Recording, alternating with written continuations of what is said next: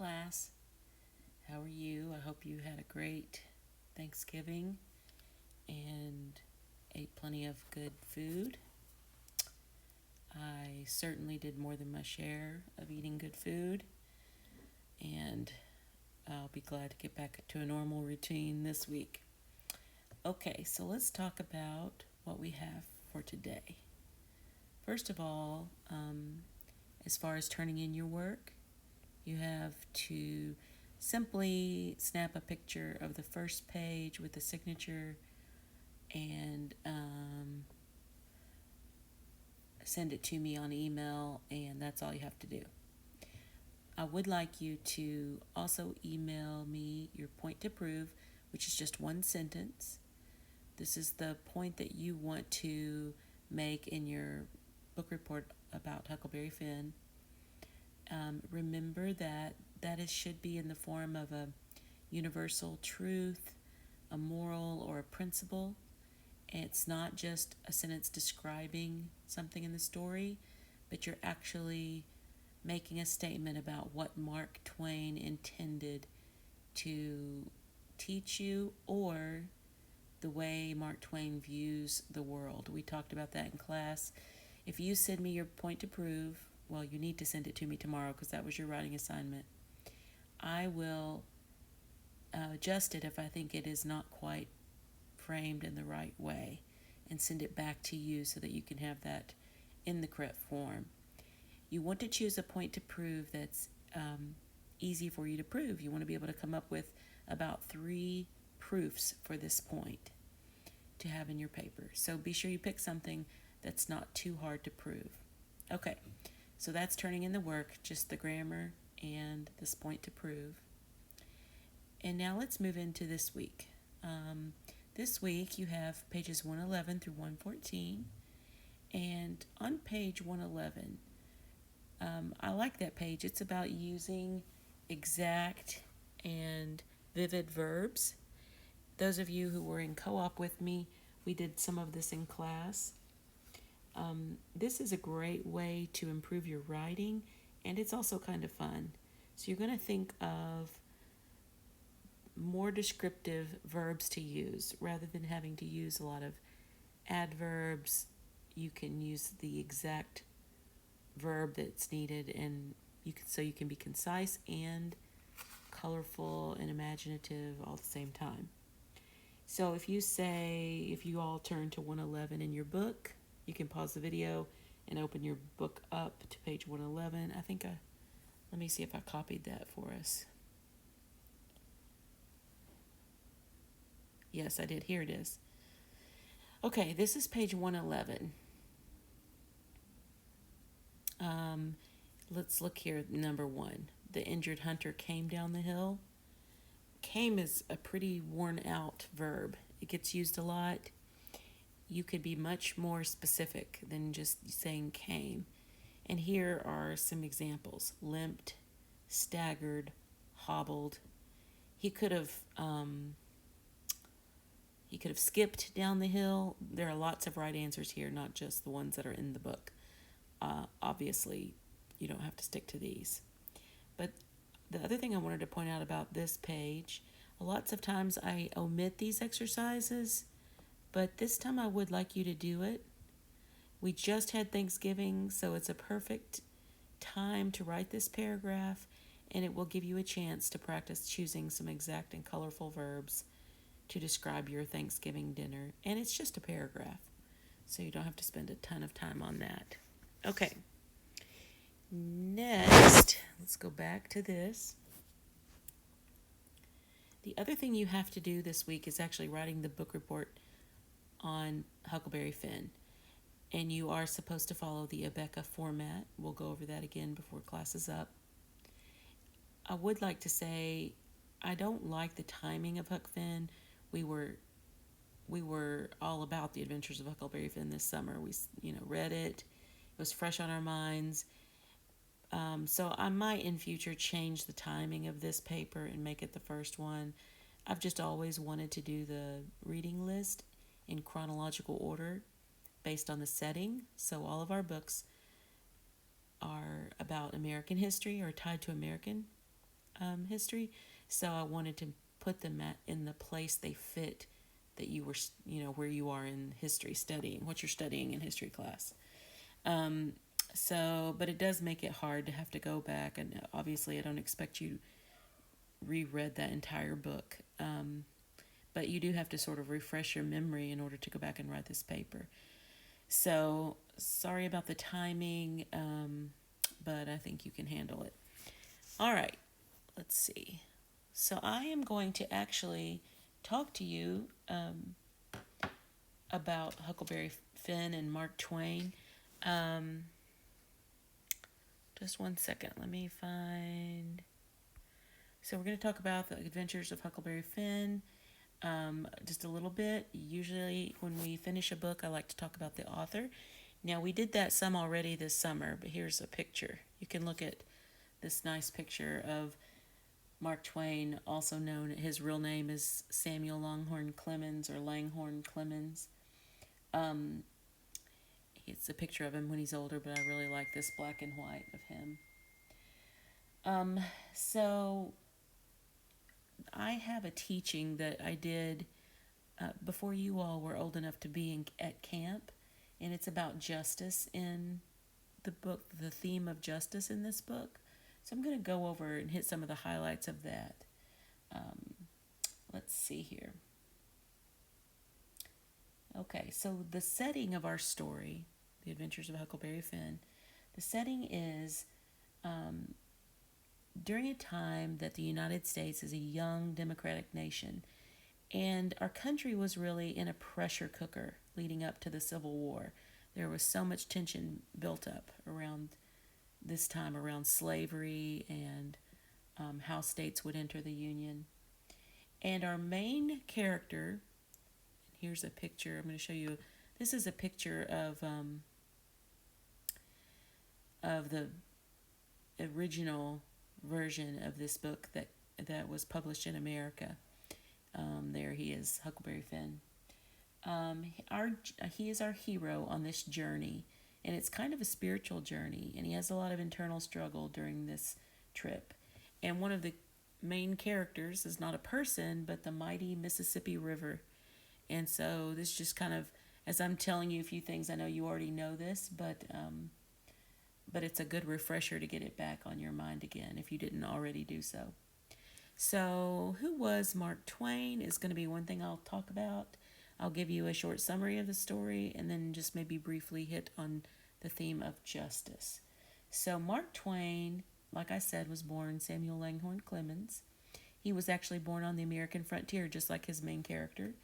He was born in the year 1835 in Hannibal, Missouri. He was poor. His father died when he was young, and he began working at a newspaper around age 12. His dream was to be a riverboat captain, and he did become an apprentice and was for 2 years. He commented on that time that it was a great time for him to learn about human nature because he was around so many different kinds of people. His tenure working on the riverboat was cut short by the Civil War. He briefly spent some time fighting in the war, but he hated it and got out of it. And he moved farther west, and he became a successful lecturer, somebody who would get up and give speeches, and he was very humorous and a great writer. He became quite popular over the years. At one point, at the height of his career, a close friend who happened to be a minister, his name was Joseph Twitchell, he suggested that Mark Twain write about his own experiences growing up, and that's when he began writing The Adventures of Huckleberry Finn. Let's see. Reading through here. So many of you read Tom Sawyer, and that's sort of a preliminary book, a prequel to, that's not really the right word, but it comes before Huckleberry Finn. It's a simpler story about an adventurous boy, and it's not as deep in meaning and all. It's just kind of a fun adventure story. But Huckleberry Finn is he's a real boy. He's complicated, and he was based on a real boy. And I think I mentioned that to you all this summer. I think, what was his name? Tom Blankenship, I think, was his name. He was a son of a drunkard that Mark Twain grew up around. He was unwashed, uncivilized, son of the town drunk, and Mark Twain made this comment about him. He said he was envied by all for his freedom.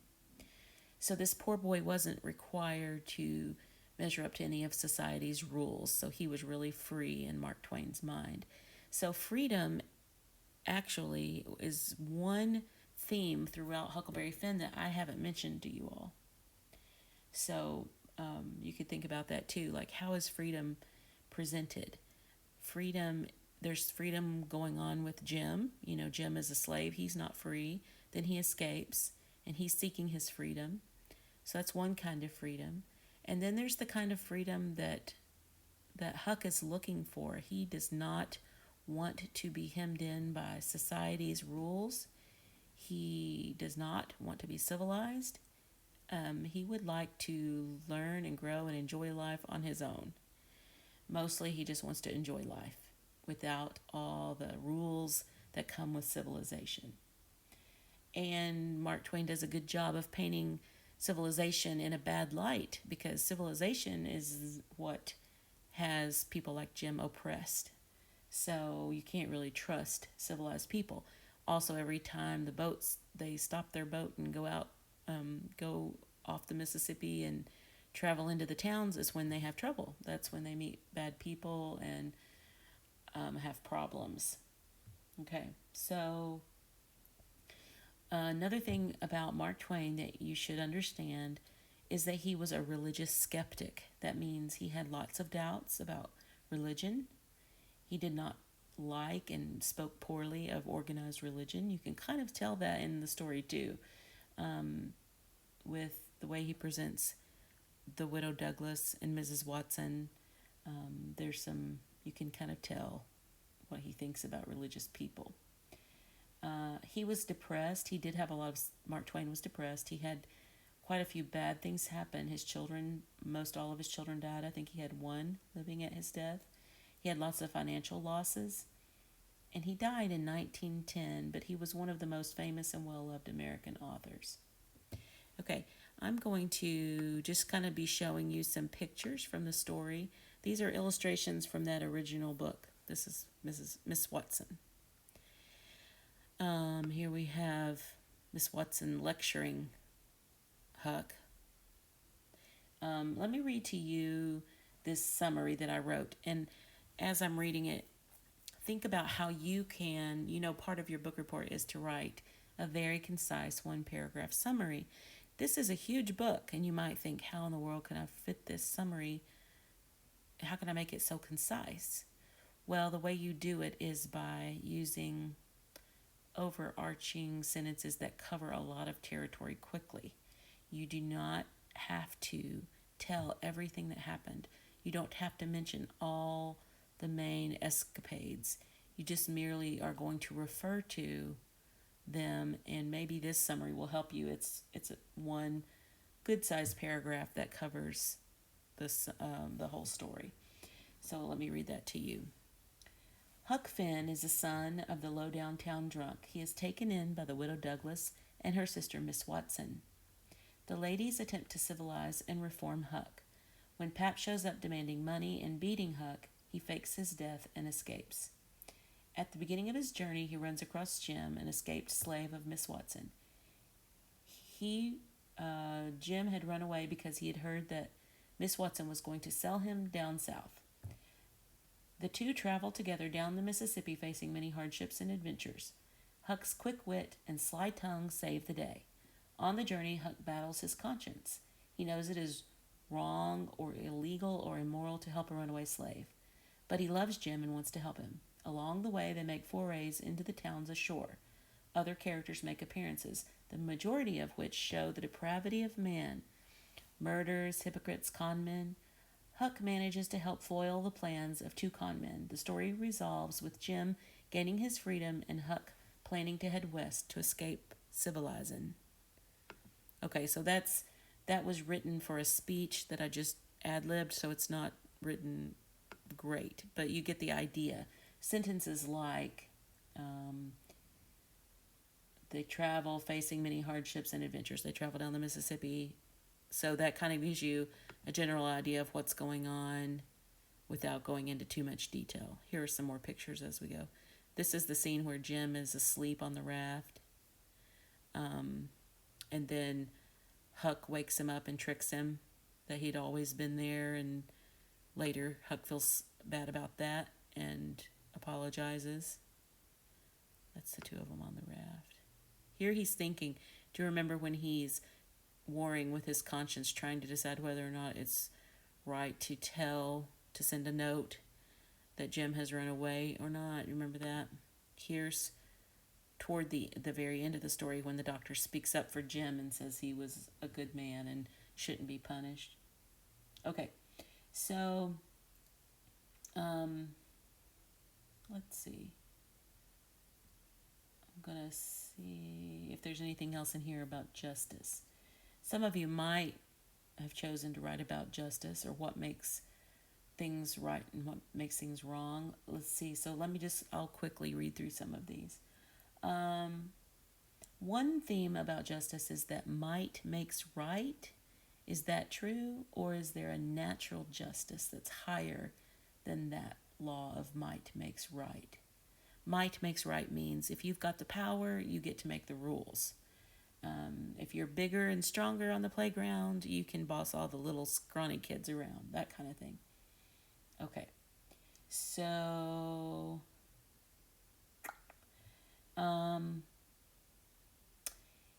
in this case, might makes right means the state, the government, determines what is just because they hold the power.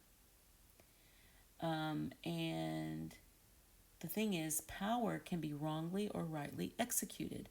Just because someone has power does not mean they are in the right morally. So justice isn't defined by who wields the power.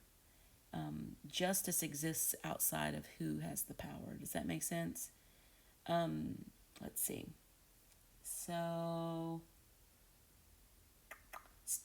and another way to say that is that states and laws can be just or unjust. There are questions even today that you can ask yourself, is it right, the rules the government's coming up with to help us battle COVID? Are they, just because the government has the power, do they have the right to enforce certain laws? Well, I'm not sure. But it's a good question to be asking. Let's see. Oh, okay, so natural justice is kind of like referring to there is something that's true above and beyond what governments on this earth will tell you is right or good. For example, during the setting of this book, slavery was legal. But we all know and accept that it was not right. It was not moral. It was not just. So there is a higher authority, which we believe is God. God is the higher authority, and he writes his law on the hearts of man. So even though even though Huck Finn thought it was wrong to help a slave be freed, deep in his heart, he loved Jim and knew it was the right thing to do to help him, that it was more right to help him, and that if it was wrong, he was willing to take the punishment for it. Let's see here. Something else about justice. I'm just skimming through my paper about that. Okay, well, there are some more things, but I'm not going to go into them in the interest of time. But you could think about ways in which we are conditioned by cultural norms or laws so that our conscience might be wrongly formed. It's an interesting question. Like, we can read this book and it's so obvious to us that slavery is wrong. But could there be some things that we accept as normal and just and right, and really they aren't, and we're just sort of unaware because it's all around us? So that's a good question to ask. Are there things that seem normal in our culture, and it's on social media, it's our friends all saying do this or watch this or go these places and act this way. But maybe, um, you know, maybe we need to ask God to search our hearts and tell us if there's anything that we're doing that isn't right according to His law. Okay.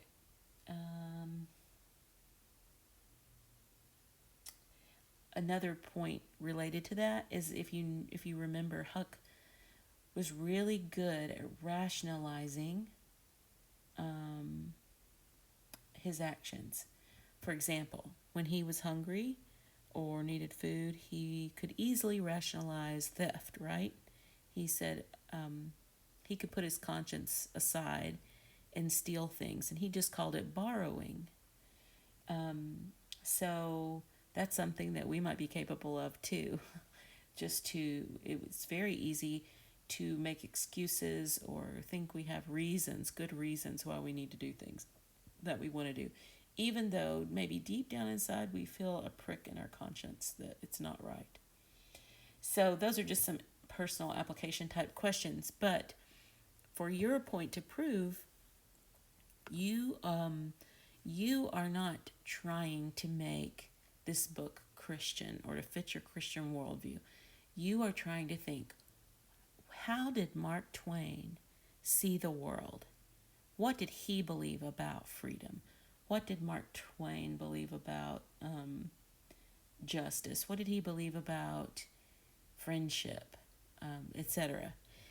And then you say that how he reveals his view of life in his book. It's funny because at the very beginning of the book, if you remember, he writes on the title page, anyone looking for a moral in the story will be shot. He did not want it to be moralized. And many people write books and they don't really mean for it to have a lesson. But you cannot help but show what you think about the world when you write a book. It's going to come out because you are going to present the world in the way you think life really is. So you might notice something in Mark Twain's book that you disagree with. It's okay to make that your point to prove. And then in the final paragraph, you'll be able to say you disagree with that. You don't think it fits reality. Okay, so here I'm going to attach to the email that I send out, I'll attach this book report checklist. Remember, you are to print this out and staple, well, I don't know if we're going to be in person or not next week, but you're supposed to print it out, staple it, and you use this to help you make sure everything is there. Again, the format that I'm looking for is on page 46 through 47. I think most of these things you all know and did well last time. This is all one paragraph right here. All these things are included in the first paragraph. Everybody got that right the last time. Remember, you're not going to do too much summarization right here in the first paragraph. You just want a sentence or two that grabs the reader's attention, and then you go right into your thesis, your point to prove. I call it that just to remind you that you have work to do. Once you put this final sentence on that introductory paragraph, that's the idea that you're going to prove to the reader. Okay, starting in the body. This was confusing to a couple of students last time. The first paragraph of the body is your concise summary of the whole story. So you just are going to use some generalizations. You present the main characters, the general plot line, and the conclusion. And that's all one paragraph. Okay? Then, this is really probably more like, it says 2, but it's probably better if it's 3, 2 or 3. 2 or, can't write on this thing. The next few paragraphs of the body are where you go back and give specific examples, details, or quotes from the story that support that point to prove.